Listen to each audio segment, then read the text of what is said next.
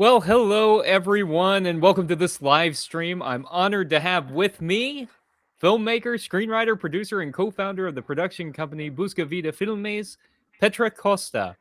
Her 2020 documentary film, The Edge of Democracy, was nominated for Best Documentary Feature at the 92nd Academy Awards and won a Peabody Award. And today we'll be talking about her new Netflix documentary, Apocalypse in the Tropics. Petra, it's great to be with you. I'm just wondering if you can start by telling us a little bit about yourself and how you got into documentary filmmaking in the first place. Well, first, Reverend Caleb, is that how I pronounced your name? Caleb, yep.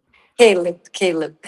It's really a pleasure to be here with you. I came into filmmaking through a long and winding road. I was interested in many things. I started as an actress in theater and then felt I didn't have enough elements to represent the world without knowing more about it. So then I studied anthropology, and anthropology took me to filmmaking, visual anthropology precisely, and I've been doing that since 2008.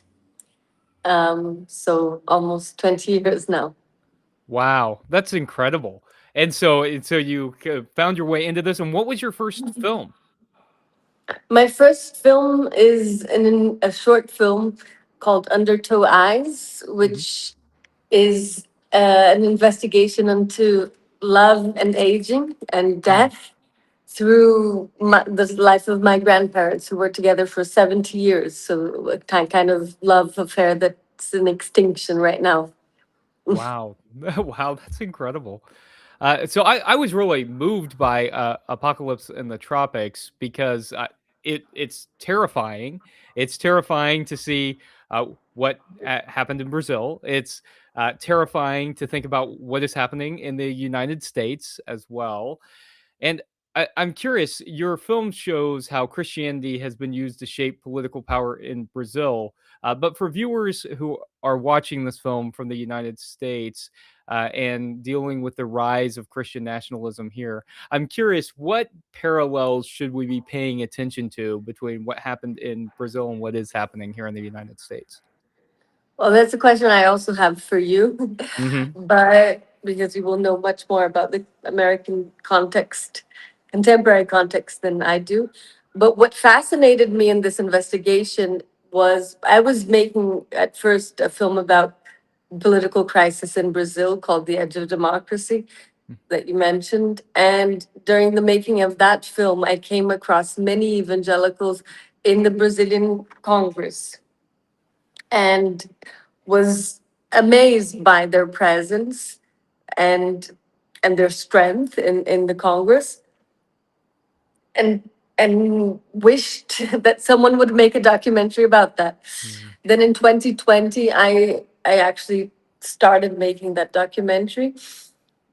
And once I started to investigate, at first there were a few like liberation theology priests who would say that there was American influence in the rise of evangelicalism in Brazil, but journalists would say that's just a conspiracy theory. There was nothing about American influence on the growth of evangelicalism in Brazil in the press that I could find Yeah. almost. And then when I started to investigate, it was very clear. First, once I came across the speeches of Billy Graham, it was like a copy paste of what I had been hearing in the mouth of the pastors here. And I realized soon enough that most of the speeches I was hearing were clearly dominionist speeches, Hmm. dominionism being a theology that came from the United States.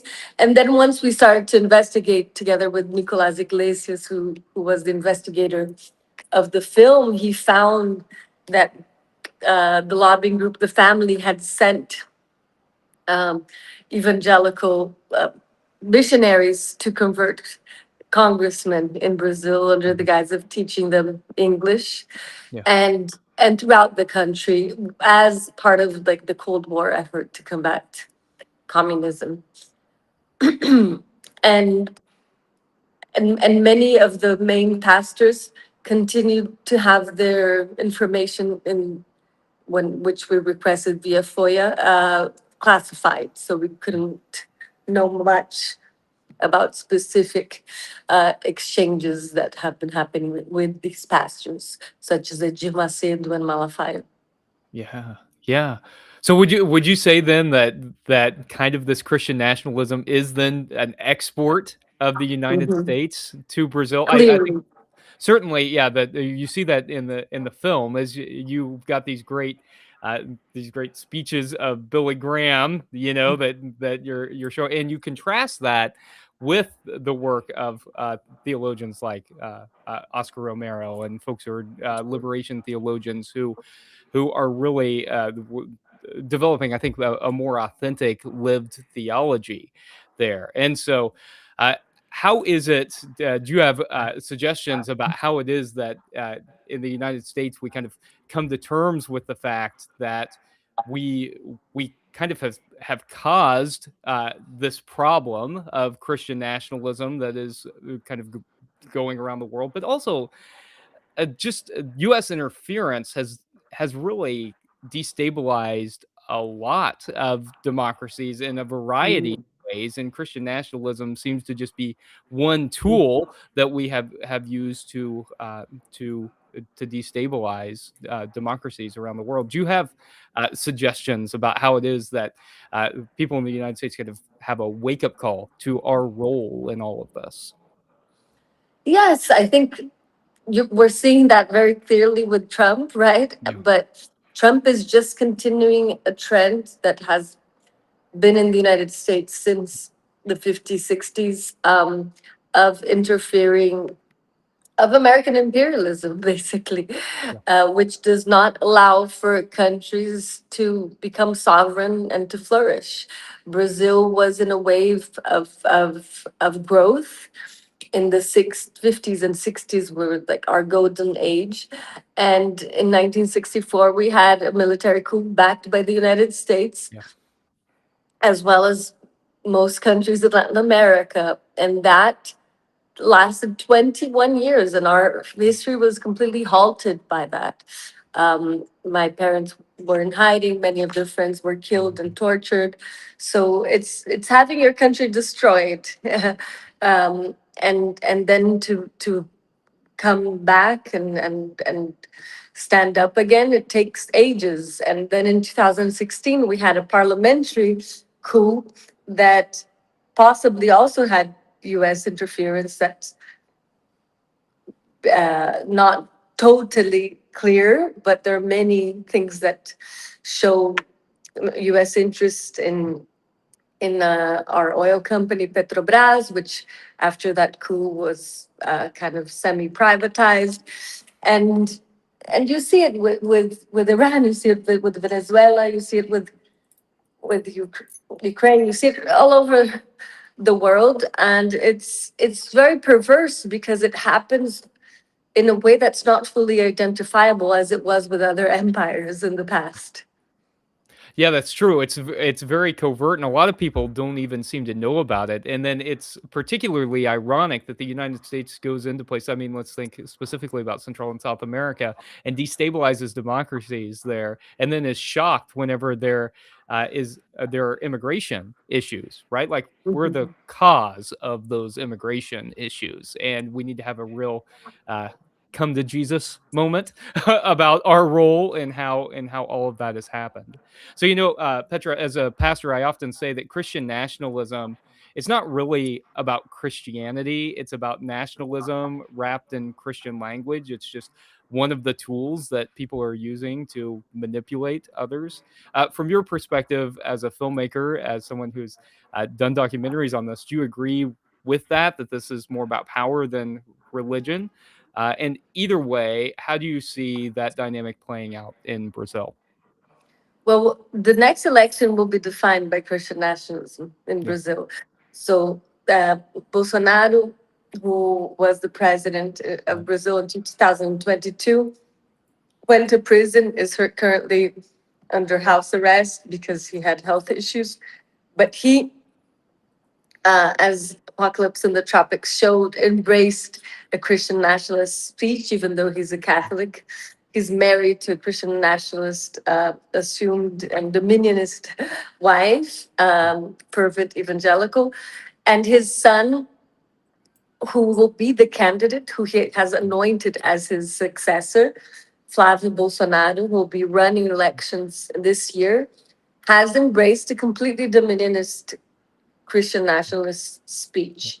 So he says that his father is a victim of the satanic left, and that they should wage war, a holy war, against this left. Yeah. And he uses a lot of Old Testament speech to to call for this holy war. Yeah. And that was what happened in the last election. It's what's going to happen again. Unfortunately, as in the United States, we no longer have elections in Brazil since 2018, where you discuss programs, ideas, future. It's they have become holy wars. It's like the army of Christ, Yeah. enveloped in the flag of Christian nationalism, against the satanic left. That's what we've been living through, and you see elections become about things as unisex bathrooms, Yeah. um, and satanic candidates.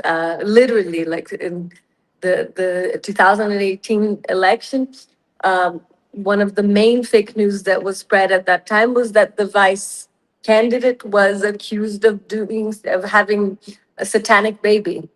Hmm. So it's like going back to the Middle Ages. It's very disheartening. Yeah. And but I wanted to ask you, like, Yeah. how being in the place of the genesis of Christian nationalism in the United States, Yeah. how do you see a growing awareness amongst evangelicals about this weaponization of faith that has been happening, or is that still in the fringes? It seems like there's a little bit of an awakening. It seems that like fundamentalist evangelicals, this new brand of kind of Christian, I mean, not new brand, but this emerging, rising, growing brand that is like MAGA Christianity, Christian nationalist Christianity, um, has really swept people up. And this is kind of what I was getting at, I think, is I'm not sure that any of these people are actually interested in faith. I'm not sure that they're really particularly interested in following the teachings of Jesus, because the things that they're doing is clearly incompatible with the things that Jesus taught about, say, welcoming the stranger or caring for people in need, ensuring that there's income equality and things like that. These folks don't seem to care about that. So it doesn't seem to me that they're interested in following the teachings of Jesus. It seems more like they are interested in power and manipulation.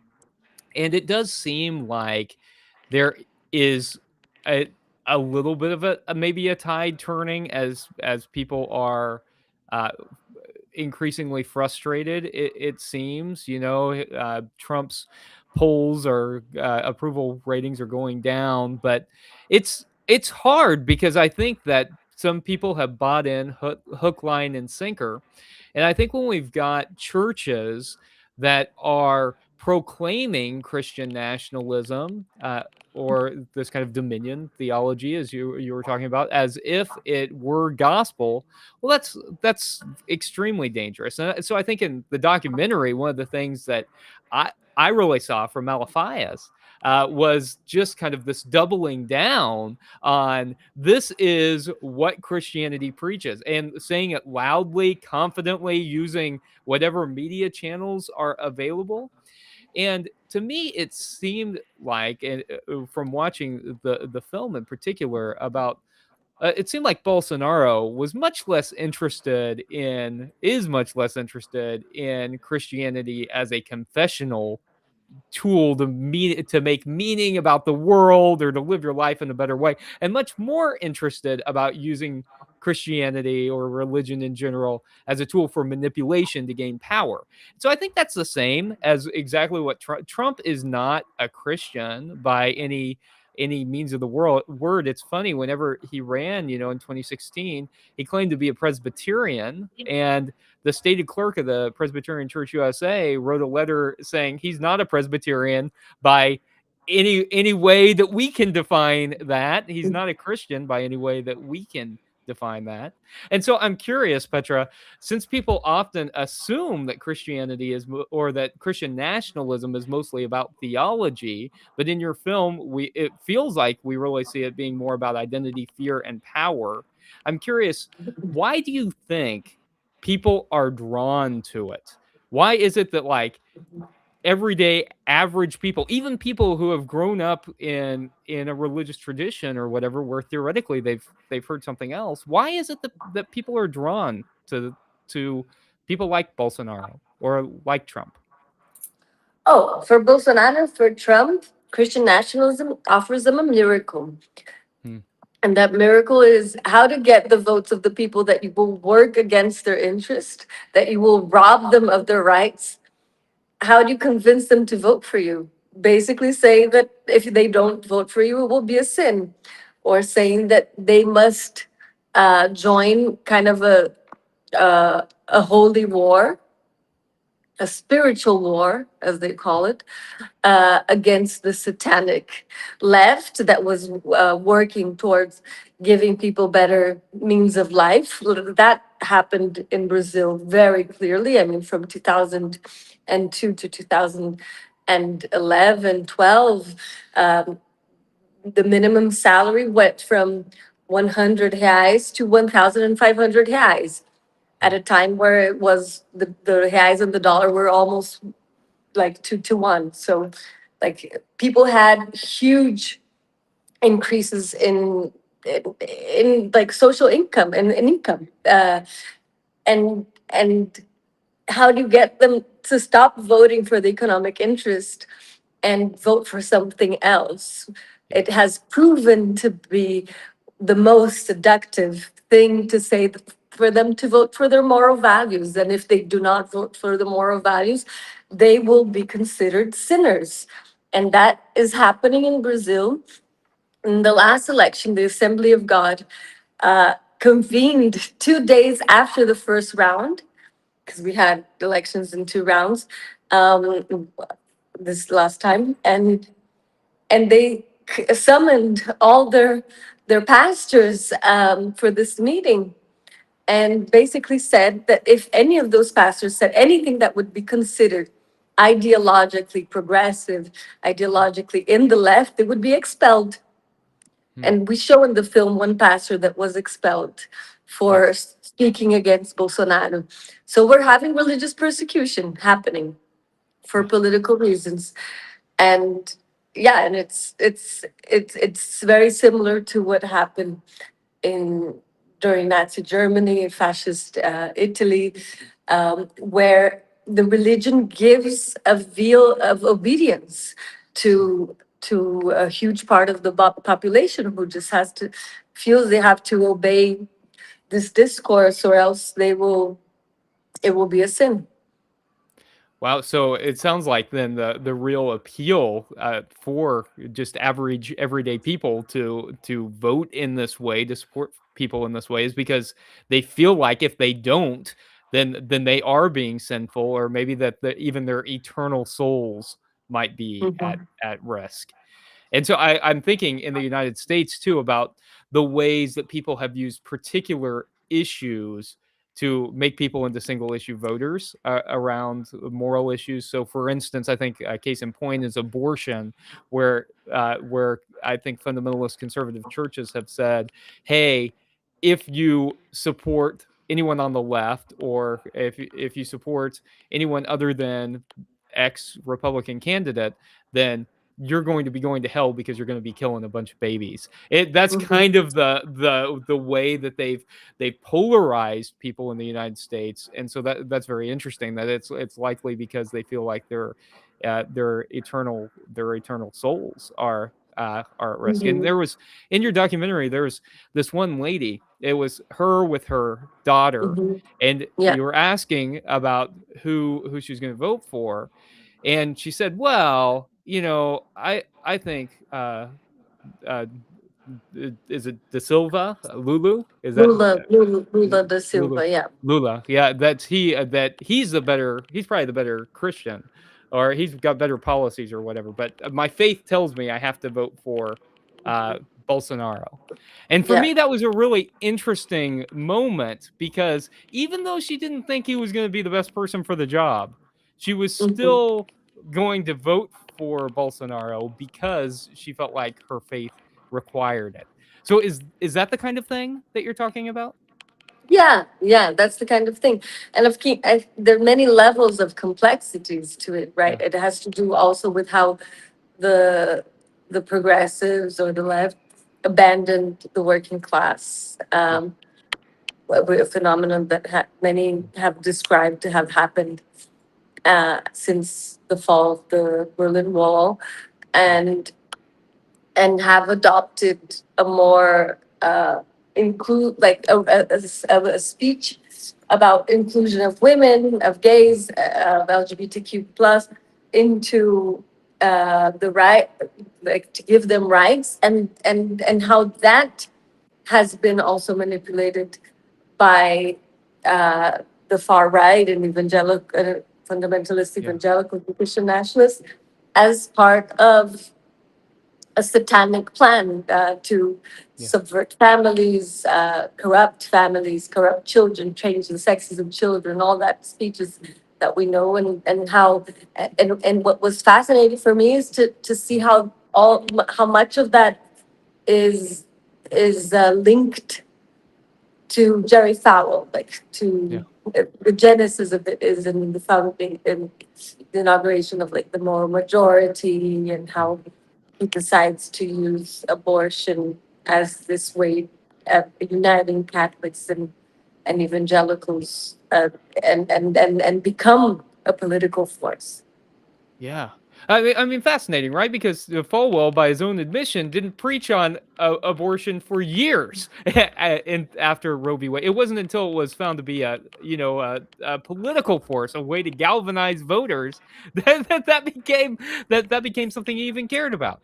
And so I think that's also interesting. I think the move from the left away from working class, or the perceived move from the left away from working class, even though policies of the left tend to benefit people who are of lower economic status. And I think about how in the United States, the Democratic Party is often perceived as having left behind working class folks, especially in the South of the U.S., that had turned, a once loyal Democratic base into very conservative uh, Republican voters because of kind of the perceived uh, a left elitism, even though those policies tend to benefit people who are of lower economic status.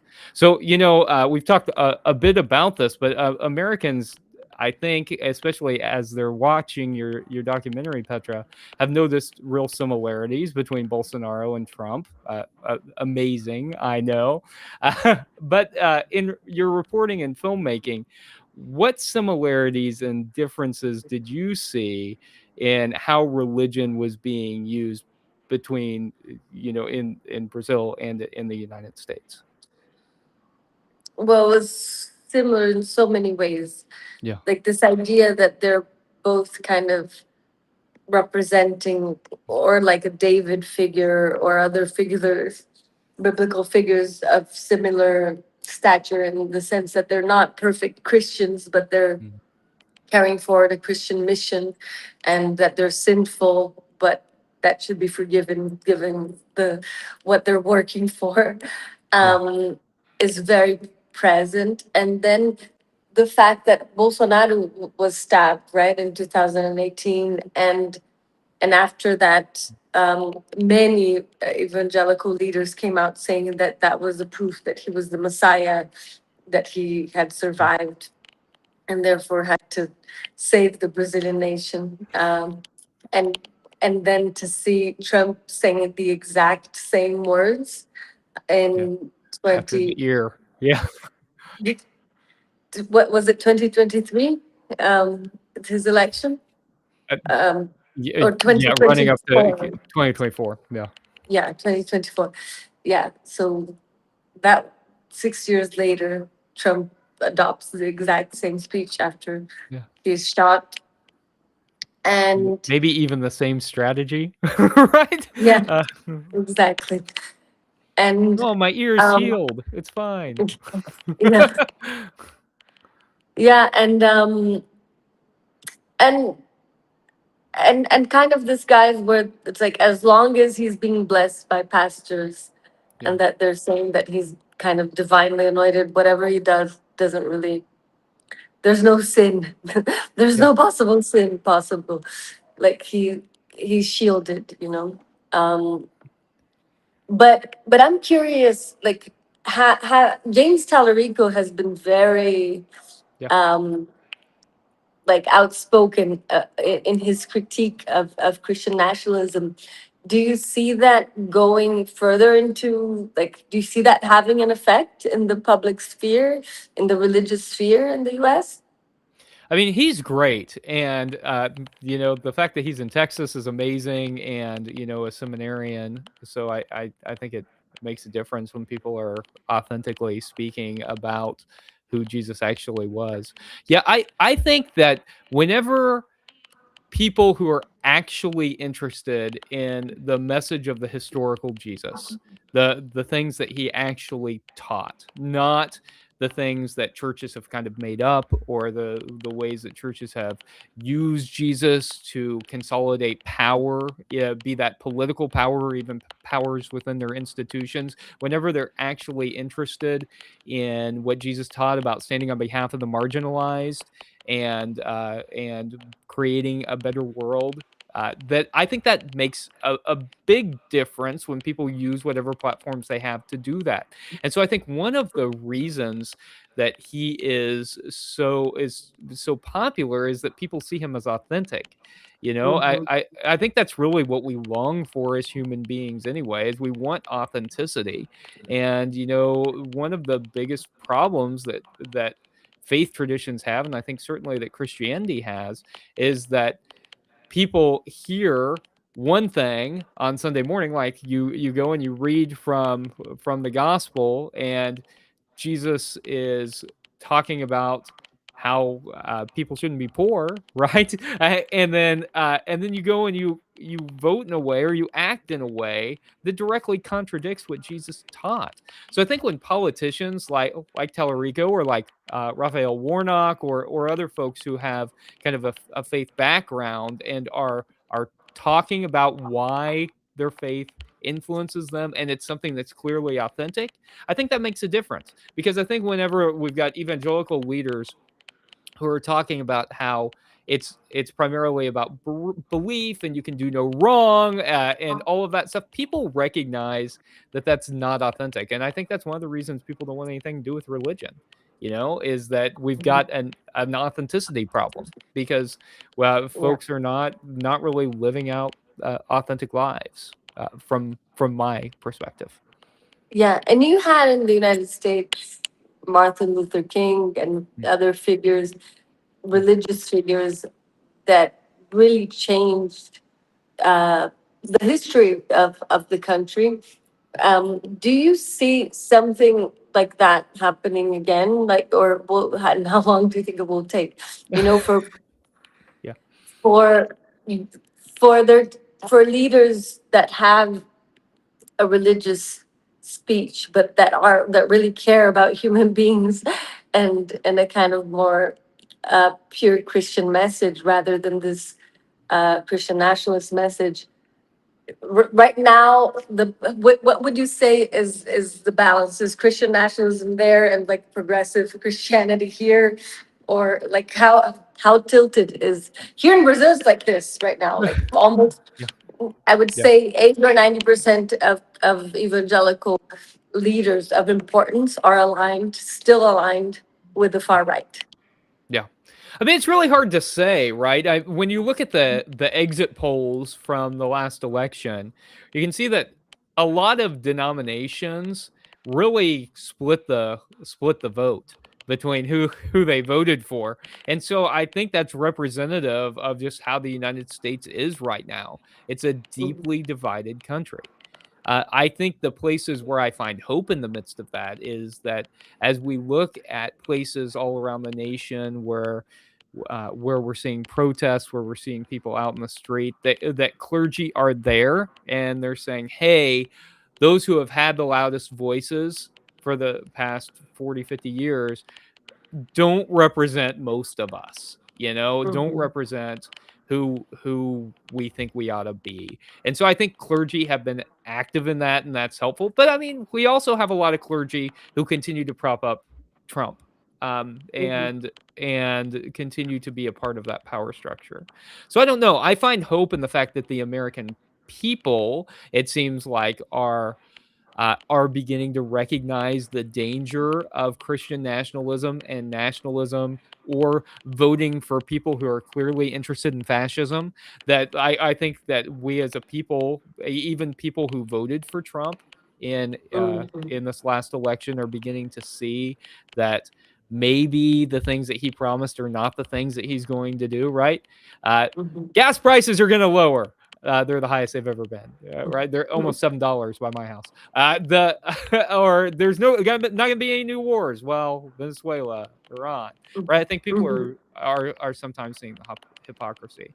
One thing that I think is interesting, Petra, and I don't know how you think about this, but we've got all these studies that show us year after year that fewer people are interested in organized religion, but people still kind of are seem to be interested in spirituality, or are, even if they identify as nothing in particular, are interested in seem to be Mm-hmm. interested in some sort of spirituality. And so it seems to me that the broader kind of cultural shift that we're seeing is also just away from organized religion.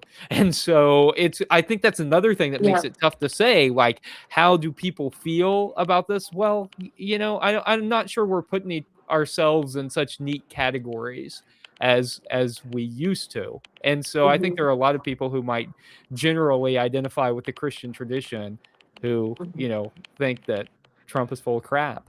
And I think that's that people being vocal about that and calling out hypocrisy, it, especially hypocrisy within Christianity, is Mm-hmm. important.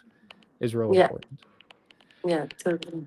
Were there things that you learned as you were doing this documentary that surprised you, that you didn't know? You talk about kind of being an outsider to the faith and learning a lot about Christianity, a lot about Mm-hmm. Christian nationalism, obviously in Mm-hmm. the midst of all this. Were there things that just kind of took you by surprise as you were doing the documentary? Well, I thought that religion was a thing of the past Yeah. until a few years ago, and I was clearly mistaken. I think religion is the wave of the future. In Even though you have like the number of people, as you said, that are affiliated with with organized religion diminishing, the number of fervent religious people is augmenting, and the alignment between religion and politics is also augmenting. Um, in in with the rise of fundamentalism, so Yeah. we're seeing what was already a phenomenon in many Arab countries, right? Like Islamic fundamentalism happening with Jewish fundamentalism and with Christian fundamentalism in a very rapid pace in the last 10 years, Mm. Mm. um, where where where these religious fundamentalisms are being embraced by the presidents and shaping geopolitics. Yeah. Like many of the current wars and future wars will be defended under that guise, right? As they were in the past with the Crusades and and with all that. But it was something that I didn't imagine that we would be Mm. living in 2025, religious wars. And Yeah. as I said, elections becoming not about political programs, but about religion. So that was a huge discovery, and how much of it is justified through religious texts. I mean, how much of how many US senators are citing the Bible for their votes as our Brazilian senators and congressmen, out of demagogy or true belief. And That was uh, That was interesting. I mean, you commented on that in the film too, and I'm not sure if it was at the trying to remember if it was as you were as showing like the in the art gallery or whatever, but about how it seemed like we were moving away from theocracies and forming secular democracies, right? mhm, And then it seems like now we're kind of overthrowing our democracies mhm, to reestablish theocratic states, and exactly. that's terrifying. I Yeah. because I think it was also kind of generally agreed upon by a lot of us that that was a good move, right? Mhm. That it was a Even good move, even by Christians, I mean, mostly by right? Christians. Right. I mean, you think about. I think you think about the folks who the founders, the founding fathers of the United States, right? Most of them believed in something. You know, a lot of them were deists, and but believed in, but also believed that it was okay for people to have different beliefs, or no beliefs, right? And so Mhm, that is kind of what we're supposed to be built on in the United States, mhm, and we have lost all of that. It's kind of a my way or the highway. Agree with me 100%, or mhm, else we can't agree about anything. mhm, Have you noticed that shift in the culture in Brazil too? Like outside of politics, is there kind of a you either agree with me on everything or nothing? Do you all still have the ability to have conversations in Brazil? Because it feels like in the United States, we've kind of lost the ability to disagree mhm. about anything or to have conversations about anything because of the way that all of this has played out. What's it like in Brazil? Well, I feel that was also exported from the US to Brazil because Mm, I remember mm, it clearly. What I studied in the United States, I did my undergraduate there in the years 2000s, so like 2002 to 6, more or less. yeah. And one of the main things that I saw as a difference was how polarized the United States was racially, politically, Yeah. and how mixed Brazil was, for better or for worse. Mm, I mean, that I think really made Brazil much slower than the US, and like civil rights, on affirmative action, on many policies that brought many more blacks in the United States to positions of power than it did in Brazil. Brazil, 51% of the population is black, and you see much less black people in positions of power and mm, with much lower income until today.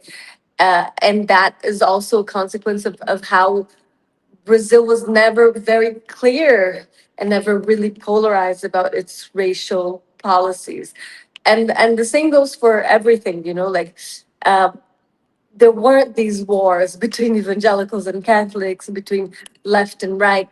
Like there was even a shame in considering yourself after the Brazilian dictatorship, and no one would say they were from the right mm, after the dictatorship. Like everyone would consider themselves center at most.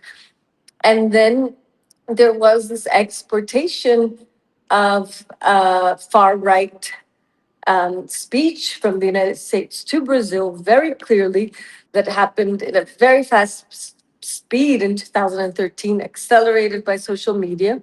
And suddenly, from one day to the other, you have a movement, a mm. far right movement in Brazil that really changed the way people interacted, uh, in a very deep way, and makes it more and more impossible for dialogue to exist, Wow. because I mean, it is a movement of intolerance, of deep intolerance towards the other. And of course that intolerance also exists in what you call the woke movement, which was also exported from the United States to Brazil. The way all consciousness about women's rights, LGBTQ rights, and everything, and like politically correct speech is necessary. Some people say, yeah, they're two sides of the same coin. I would say that's an exaggeration, but there's a degree to which it's, if you have both sides saying whatever you do is a crime, whatever you do is satanic, then it's impossible to have a conversation. Yeah. I mean, that's a really good point, too. I mean, as someone on the left, that it can be one of the things that I think we tend to do is like we all have to agree on absolutely everything, Hmm. or there's kind of a checklist of things that you all have to agree with to be able to work together. And the right really doesn't do that in the same way. Hmm. Like can be like, okay, we're uh, vote for this candidate because of abortion, period, right? Like that's it, or because of trans folks in bathrooms or what. But I think on the left we tend to be like, okay, well, do you support this, and this, and this? And if you And do, then maybe the we can right work is together. and the right is much more forgiving, right? In the sense that, like, you have the Absolutely. right, you have the far right embrace people like Naomi Wolf, who was a Yeah. feminist. I don't know what she Yeah. calls herself now, and many other people like that, who were kind of discredited by the progressives, and that are embraced by the far right, no matter what is their political background. And the progressives are much more criterious about who they allow into their club, let's say. Well, I think that's right, and I think the point about being forgiving is another piece of that, as you mentioned that, like, okay, well, not only do you have to agree with us now, but what's your track record on all of this, Mhm. and can we agree? And I think in order to make progress, back to your earlier point, I think that in order to make progress, we do have to have some willingness to work together, even if we don't agree Mhm. on everything, to work together on what we can work together on, and And that I think, feels important. yeah, and I think Mamdani and Lula, for me, seem Mhm. like figures that are much more malleable in the Yeah, progressive side. yeah, And I mean, as people say, Mamdani's smile seemed all inclusive and inviting yeah, in a way that is very refreshing for politics. Lula has a similar track record, and his last election, he did something amazing where he really aligned, which is kind of he. I don't know if he had read the book, but did you read the book How Democracies Die by Stephen Levitsky? yes, yeah, It's a great book. Yeah, yeah, you yeah, have. yeah, yes, So Lula did everything that yeah, Stephen Levitsky recommends in that book in uh-huh, terms of allying with people that were on the right, political adversaries, yeah, lifetime adversaries, to combat the far right, yeah, and that kind of attitude is crucial. yeah, right, because that's the only way that you do any kind of real coalition building, to make progress, and so I'm hopeful then that that makes a difference in Brazil. What do you think the next election is going to look like? I think it's gonna be, as I said again, a holy war. Yeah, Um, Unfortunately, the two candidates are kind of tied in the polls yeah, right now. yeah, So Flávio Bolsonaro, who had never run for president just yeah, because he's carrying his father's name and his yeah, blessing, is already very high in the polls. And the economic elite in Brazil and part of a consistent part of the media has already embraced him, yeah, because what is happening, what you see in the films that portray yeah, Nazi Germany, like the bourgeoisie, like the dominant class is very friendly with fascism, unfortunately, and mhm, finds it less dangerous than progressive politics, than taxing. Basically, they're aversive to yeah, being taxed, yeah, and uh, since ancient Greece, that's the reason democracy has always been toppled, again, because the rich don't want to pay taxes, and they have found that allying themselves with fundamentalist religious candidates or leaders is the best way to not pay taxes. Yeah. Well, I mean, and certainly the parallel in the U.S. too, right? I think that's a lot of what's it always about? It's about money and power, right? It's Yeah. always about money and power. Where does the money and power reside? So, in terms of money and power, and people trying to hold on to that, I think a lot of people have drawn a parallel, and we see this in the film as well, between January 6th and January 8th, and the storming of the Capitol in both places, and so it's kind of interesting that one that we exported Christian nationalism to Brazil, but we also can learn something about the Christian nationalism from Brazil. So, what lessons should the U.S. be learning from what happened in Brazil and what almost happened? Right, the coup that the kind of the storming of the Capitol, but then also the coup that really almost happened to Brazil. What lessons should we be learning here to try and prevent the same kind of thing? I think the main lesson is we had the same coup attempts, right? And ours Yeah. was a bit Right. more serious Yeah. because it was proven by the federal police that not just Yeah. did he want not to take over the government, but kill Lula, his vice president, and Supreme Court Justice Yeah. Alexandre Moraes. Um, but but he has been held accountable for that. Bolsonaro and top generals that were involved in Yeah. the coup attempt were judged and condemned and imprisoned. Yeah. Bolsonaro was condemned to 27 years in prison. Something that could happen and should have happened to Trump, like according to Stephen Levitsky again, like Trump Mhm. should have been held accountable and could have been Yeah. held accountable.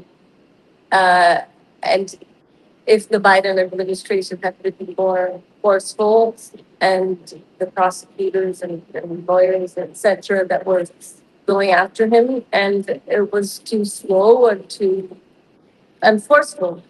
Um, Unfortunately, the justice minister that condemned Bolsonaro to prison is now under scrutiny himself for another scandal of receiving money from a banker. So so that process has been a bit stained by that, Mm. which is quite unfortunate because he was giving an example not just to the United States but to the whole world of how to combat this far right fever. Many uh, people who study democracy worldwide have been saying that the Brazil was the first country to institutionally combat this new wave of far right fever Yeah. in an effective way. And and even with the stain, I think it's still different things, and it has to Yeah. be taken as an inspiration. Yeah. So, Petra, given all of that and everything that we've talked about today, where do you find hope in the midst of all of this? Well, I find hope in this and in this institutional enforcement of Hmm. accountability, which has to happen in many instances. Most grave being what is happening in Palestine until today, like Yeah. uh, Biden, Trump, Netanyahu, especially have to be held accountable Yeah. for this genocide. Yeah. And I find hope in the appearance of new political figures such Mm. as Mamdani, and who managed to reinvigorate a speech about how important it is to to to redistribute wealth. You know that Mhm. it's what Jesus was preaching about, and it's what all these wars are ultimately about. But how do we re-signify these speeches? Right now, I feel the far right has much more ability to convince and compel people through their speeches. And when figures appear that know how to use social media and know how to make people passionate again about about fighting for social justice. It's very inspiring. So I hope more figures like him appear.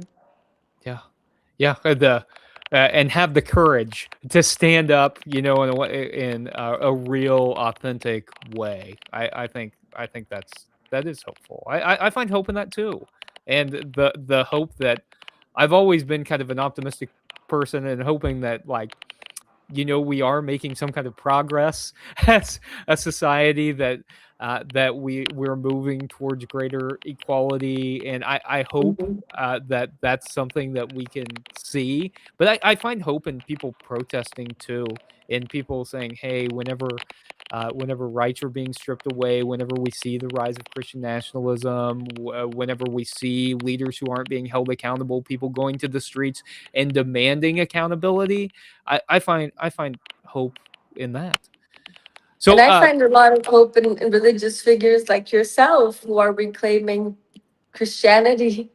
I think it's one of the most crucial things in our both our countries in these days. well, I hope that more religious figures are willing to say, "Hey, look, if we're going to follow Jesus, that means actually following Jesus, right?" So Yeah. that means calling out hypocrisy, and that means living authentically to the teachings that Jesus called us. And I find hope too in you, Petra, and bringing to light the ways that power is being manipulated, that money is being manipulated, and that people are manipulating religion as well to serve themselves. So if people want to learn more about this, and they want to watch this documentary and your other work, and find out more about you and what's coming up next, where can they do all of that? Well, both Apocalypse and the Tropics and The Edge of Democracy and my first feature film, Elena, are all on Netflix. So please visit Netflix to watch them. That's great. And do you have projects coming up, or anything you're excited about right now? Um, yes. Well, I have a project which I can't talk much about Okay. besides the fact Yes. that it's a Western. But if you follow me on Instagram, I'll be updating. My name is Petra Costa on Instagram, with an L at the end. And as soon as I can share information, I will.